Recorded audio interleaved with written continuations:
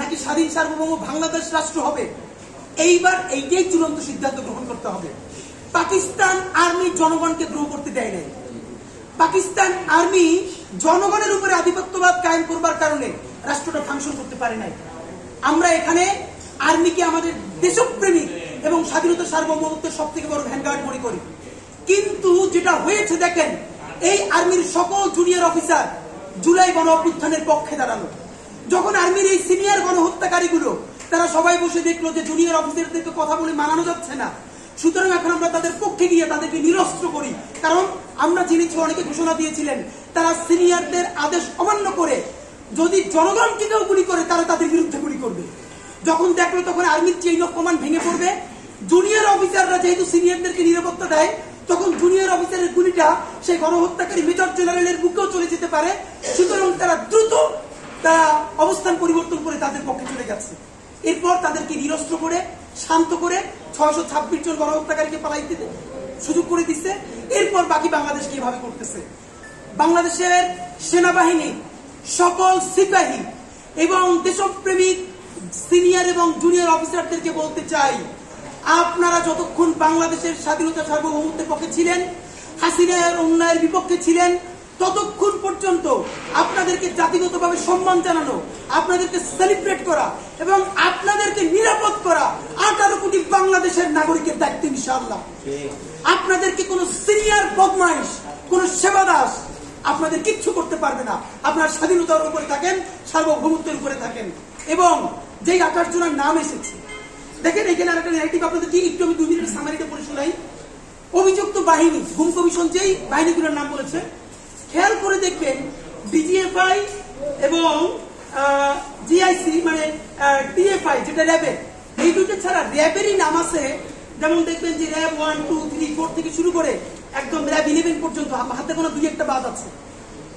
এখন এইখানে একটা ব্যাপার মনে হচ্ছে কি, যেখানে সবাই র্যাবের, আপনারা নিশ্চয়ই জানেন পলিটিক্সটা হলো র্যাবের গুম সংক্রান্ত যে অপারেশন যাদের হাত ধরে এরা সবাই আর্মি থেকে পদায়িত ছিল। এই জন্য এখানে আর্মি লেখার দরকার নাই। খুবই কৌশলের সাথে যাতে সরাসরি অ্যালিগেশনটা আর্মির বিরুদ্ধে না যায়, কারণ আর্মির বিরুদ্ধে যদি যায় তাহলে পিস কমিশনে তাকে নেওয়া বন্ধ হয়ে যাবে, ব্যবসা বাণিজ্য ক্ষতিগ্রস্ত হবে। এই জন্য সরাসরি আর্মিকে না রেখে তাদেরকে র্যাবে পদায়ন করেছে। র্যাবে পদায়ন করে তারপরে প্রত্যেকটা গণহত্যা এবং গুম তাদেরকে দিয়ে করেছে। আপনাদেরকে দেখে এই যে ডিজিএফআই যে জয়েন্ট ইন্টারোগেশন সেল যেটা করেছে, যেটাকে আমরা বাংলায় আয়নাঘর বলি, আপনাদের মিডিয়ার বন্ধুদেরকেও দাওয়াত দিয়ে রাখি। এই যে গণভবনে যে জুলাই জাদুঘর হচ্ছে, এইখানে আয়নাঘরের কিছু রেপ্লিকা বানানো হয়েছে। কিছুদিন পর হয়তো উন্মুক্ত করা হবে। যেই আয়নাঘরগুলো পাওয়া গেছে মোটামুটি ঠিক ওইভাবে কপি করে বানানো হয়েছে। ভাইরা, আপনার সামনে শত শত লোক দাঁড়াই থাকবে, এরপরে দরজা বন্ধ করে 5টা মিনিট ওখানে থাকতে পারবে না, জাহান্নাম মনে হবে। আমরা ঢুকছিলাম ভিতরে। আপনি জাস্ট ভাবেন, এখন পর্যন্ত যে জিনিসটাকে গুম কমিশন রিপোর্টে বলেছে ভারতের সাথে সম্পৃক্ততা কি।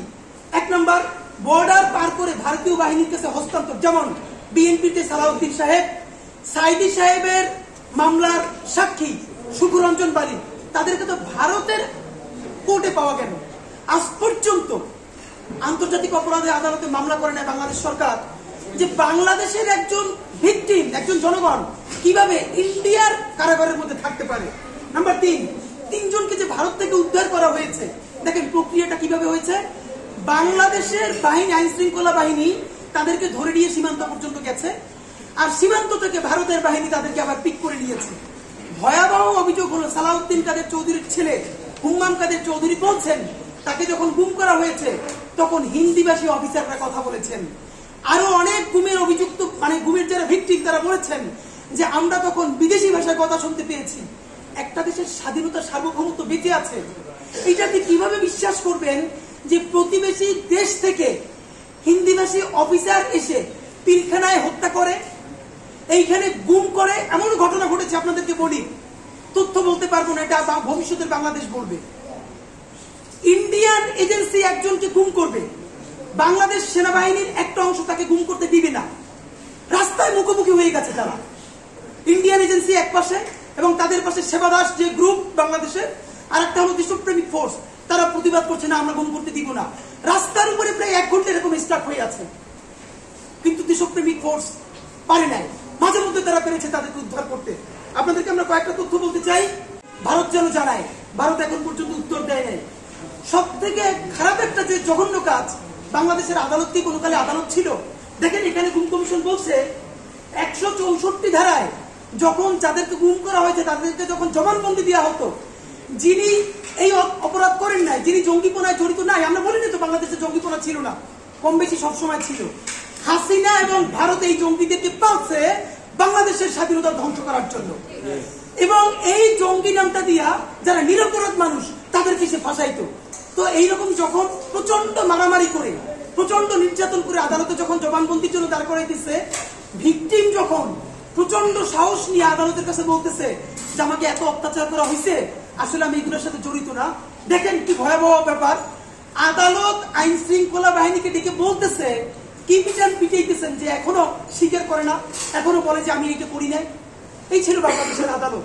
আপনি আসেন, গুমের শিকার রাজনৈতিক নেতৃবৃন্দ আমরা দেখেছি, কিন্তু জাবের বলেছে আমি তবু কমিশনের রিপোর্ট থেকে সংক্ষেপে বলি, যেভাবে নির্যাতন করা হতো, ঠোঁট অবশ করা ছাড়া সেলাই, মিডিয়ার ভাইরা বন্ধ করে দেখেন যে আপনার আমার ঠোঁটটা অবশ না করে সেলাই করে দিতেছে, আমরা এটা কি চিন্তা করতেছি? ঠোঁট অবশ করা ছাড়া সেলাই করে দেয়া, গোপনাঙ্গ এবং কানে বৈদ্যুতিক শক দেয়া, গোপনাঙ্গে ইট বেঁধে ঘন্টার পর ঘন্টা ঝুলিয়ে রাখা, উলঙ্গ করে নারীর সামনে উপস্থাপন, নারীদের মাসিকের সময় পিরিয়ডের প্যাড না দেওয়া এবং হাসাহাসি করা। এমনও হয়েছে যে পিরিয়ডের প্যাড দিয়েছে তারপরে বুকের উপর লাথি মেরেছে এক নারীকে। মেয়েদের শরীর থেকে ওড়না টেনে খুলে ফেলা এবং অনেক তো পর্দা করেছে এভাবে বলে হাসি ঠাট্টা করা। হাত পায়ের উপর নিচে বাস রেখে ঘন্টার পর ঘন্টা দাঁড়িয়ে থাকা এবং তাদের সামনে তারা উন্মত্ত গান করতো। তখন উলঙ্গ করে 24 ঘন্টা পর্যন্ত ঝুলিয়ে রাখা, ঘুমের মুখের মধ্যে ভেজা ময়লা কাপড় ঢুকিয়ে অনবরত পানি ঢালা। ভাই, একটা মিনিট আমরা কেউ সহ্য করতে পারবো না মুখের উপরে এরকম যদি কাপড় রেখে অনবরত পানি ঢালা হয়। আর সেই ঘুমের কোন ভিকটিম, আমরা আসলে এটা বলবার মতোই কোনো মানসিক অবস্থায় নাই। বিদ্যুৎ সংযুক্ত বালতিতে প্রস্রাব করতে বাধ্য করে, আপনারা জানেন কি অবস্থা হয়। বালতির মধ্যে বিদ্যুতের লাইন দিয়ে তারপরে যদি কেউ প্রস্রাব করে, এই মানুষের জীবনে আসলে কি অবস্থা হয় আপনারা তো জানেন। পরবর্তী দুই একটা ব্যাপার আপনাকে বলতে চাই যে ওয়াশরুমে 8 মিনিটের বেশি অবস্থান করলে মারধর।